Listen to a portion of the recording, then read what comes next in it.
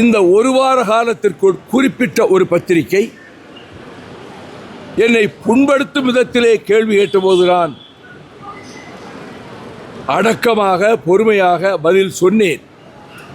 திரும்ப திரும்ப அதே கேள்வியை அவர் கேட்டுக்கொண்டிருந்த போது மற்ற பத்திரிகையாளர்களுக்கெல்லாம் வாய்ப்பு கொடுங்களேன், நீங்கள் தான் கேட்க வேண்டுமா?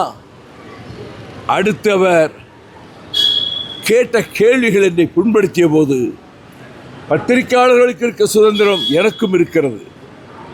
இந்த அளவில் தான் நான் பதில் சொன்னேன். நீங்கள் திட்டமிட்டு என்னை காயப்படுத்துவதற்காக உங்கள் பத்திரிகையால் ஏவி விடப்பட்டு என் மீது இப்படிப்பட்ட கணைகளை தொடுக்கிறீர்கள். இதற்காகவே நீங்கள் வந்திருக்கிறீர்கள். இதுதான் நடந்தது.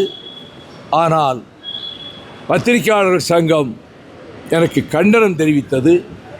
நான் அன்று இரவிலேயே அந்த சம்பவத்திற்கு வருத்தம் தெரிவித்ததோடு மட்டுமல்லாமல் நான் செய்தியாளர்களை மதிக்கிறவன் என்பதை மிகவும் அழுத்தமாக சொன்னேன்.